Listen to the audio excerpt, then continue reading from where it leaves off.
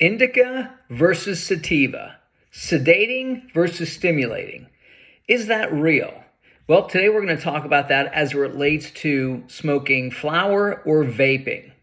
Now, let me say this before we start. I am a big believer in the entourage effect and a synergistic effect between cannabinoids in themselves, terpenes and themselves, or the interplay between terpenes and cannabinoids. Okay, so don't send me hate mail, don't troll me, send that shit to Elon Musk.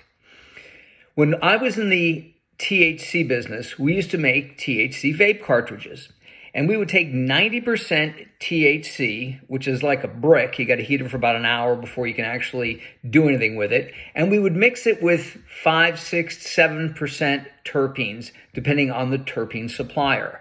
So if you had a particular strain, LA Confidential, Sour Diesel, we would mix it so it had the appropriate tastes. And if you mix in the appropriate amount of terpenes, you don't have to have PEG, polyethylene glycol, propylene glycol, vegetable glycerin, or any of these other bad ingredients that are not very, healthy to vape.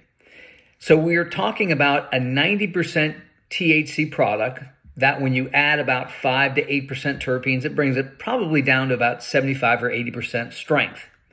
And then you're talking about that compared to flower. Let's say top shelf flower, depending on where you live, would be about 25% THC. That's potent flower. Now, I would talk to people and they would say, I like vaping, it's convenient, but, I get much more benefits or I get much more stoned on flower. And I started thinking, wow, you're talking about 25% THC versus 75 or 80% THC. And flower doesn't have a high percentage of terpenes. Depending on the chemovar, what most people like to call strain, it would be 1%, less than 1%, maybe slightly more than 1%, maybe 2%, but it's just not that much by weight as compared to a vape cartridge, which would have 3 to 4 times the amount of terpenes. So when you start to think about these things and you sit back and you go, wow, flower at 25% with maybe 1% terpenes versus a THC vape that's 75% THC with 5 to 8% terpenes, why are people getting more benefits from the flower?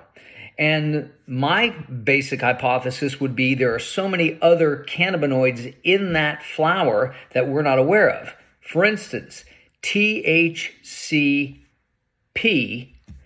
has a potency that's 20 to 25 times greater than THC.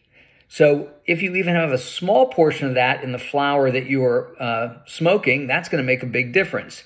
And then the interactions of this very little known cannabinoid, THCP, with THC, CBD, and anything else that might be in that flower. So I'm sure there are a myriad of undiscovered cannabinoids or cannabinoids in these types of chemovars that people don't even realize are there because they haven't tested for them. And you have to remember, too, that when you have a marijuana plant, okay, it's all in the genetics. That's why seed banks are so important and seeds can be so expensive because you really can't alter the dynamics or the genetics of a plant any more than you can change the genetics of a dog or a horse of yourself by what you eat or how well you sleep. You can't do that with marijuana either. You can't feed it more, give it more light. You can make it grow bigger and have a greater yield, but you can't really change the genetics of the plant. It's established and set in the plant. So a lot of these people who are growing don't realize, hey, I might have a great chemovar that has all these other different cannabinoids, and people just think it's great because it's got high THC and they like the taste.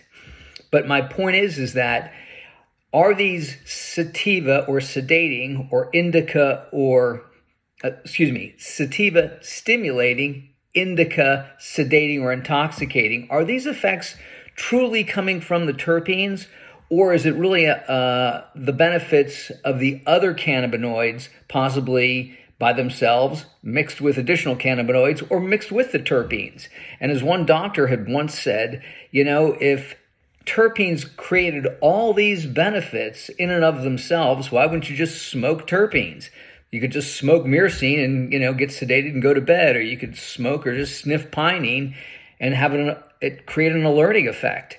So it's just something to think about before somebody wants to sell you a product that is, oh, this is indica. Oh, this is sativa. This sativa is going to stimulate you and help you like a cup of coffee, and this indica is going to give you couch lock and help you relax. When in reality, you have to think and take into consideration how much of those products you're ingesting, whether you're smoking it, whether you're vaping it, or whether you're eating it. That has a huge effect, a much greater effect than what the actual mix of the vape cartridge or marijuana flower is. So take that into consideration so you're not wasting your money at a dispensary buying some of this, some of that, some of this, some of that. If you're just interested in flavors, that's cool. And if you're interested in possibly having an offer slightly different effects, that's great, but you have to take into consideration how much of it you're ingesting.